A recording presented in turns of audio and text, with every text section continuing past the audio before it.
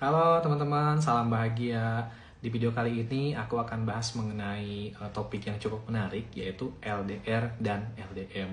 Nah teman-teman mungkin sudah familiar ya mengenai LDR. Jadi kan LDR itu adalah long distance relationship, jadi lebih ke hubungan jarak jauh antar relasi gitu. Misalkan itu kayak pacaran gitu. Nah beda halnya dengan LDM, jadi LDM ini long distance married, jadi lebih ke hubungan jarak jauh antar pasangan suami istri gitu, jadi lebih intens kalau si LDM ini. Nah kemudian ada beberapa kemungkinan yang akan terjadi ketika kita melakukan hubungan yang LDR ataupun LDM. Nah ada dua aspek. Pertama ada aspek fisik. Nah, aspek fisik ini contohnya meliputi nanti akan muncul masalah hubungan seksual.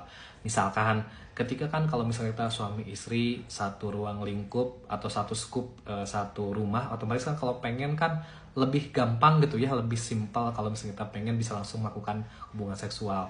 Beda halnya dengan orang-orang yang hubungan jarak jauh, otomatis ketika misalkan si suaminya pengen, ya agak susah juga kan karena jaraknya jauh gitu. Jadi lebih ke ada masalah di fisik gitu atau hubungan seksualnya. Yang kedua masalah psikis. Nah masalah psikis ini biasanya berhubungan dengan secure atau keamanan. Misalkan kita punya pasangan nih, kita lagi jalan misalkan berdua sama pasangan kita, kan si cewek kan merasa aman, merasa secure karena kan ada pasangan kita yang melindungi gitu. Beda halnya dengan pasangan-pasangan yang jarak jauh, jadi mereka merasa kesepian atau kesendirian gitu. Jadi rasa aman pun akan berkurang gitu. Nah, konflik-konflik apa aja yang akan muncul ketika LDR ataupun LDM?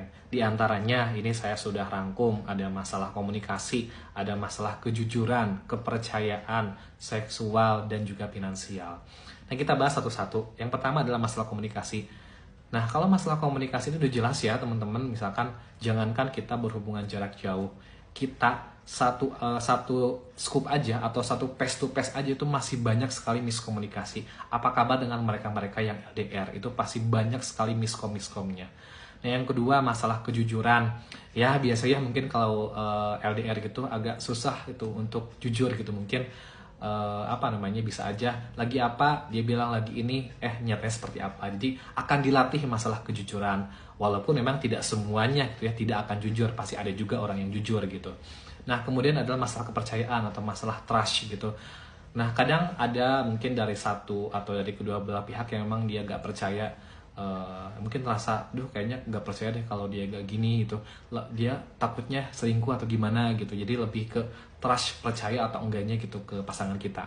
Nah lalu ada masalah seksual dan juga masalah finansial. Ini udah jelas ya, kalau seksual tadi udah dibahas, makanya akan terasa sulit atau akan kurang intens terhadap berhubungan seksual kalau misalkan kita jaraknya jauh. Nah lalu jika LDM, apakah memang nanti akan ada pengaruh terhadap anak gitu ya? Nah kalau menurut pandangan psikologi itu kurang lebihnya akan ada pengaruh terhadap anak. Jadi nantinya akan berhubungan dengan pola asuh orang tua gitu.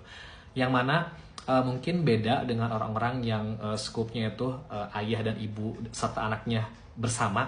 Beda halnya dengan misalkan salah satu dari kedua orang tuanya, misalkan si ayah di Jakarta dan dia pulang misalkan ke rumah sebulan sekali, otomatis kan si anak tuh kan gak paham gitu ya. Bisa saja nanti anak akan merasa kekurangan, bahkan merasa kehilangan figur dari seorang ayah. Nah lalu bagaimana tips kita kalau misalkan kita kekeh nih pengen melakukan hubungan LDR ataupun hubungan LDM. Nah udah jelas ya, kita harus pahami dulu nih konflik-konflik apa yang nanti kemungkinan akan terjadi kalau kita melakukan hubungan tersebut. Kita cari nih akar masalahnya gitu.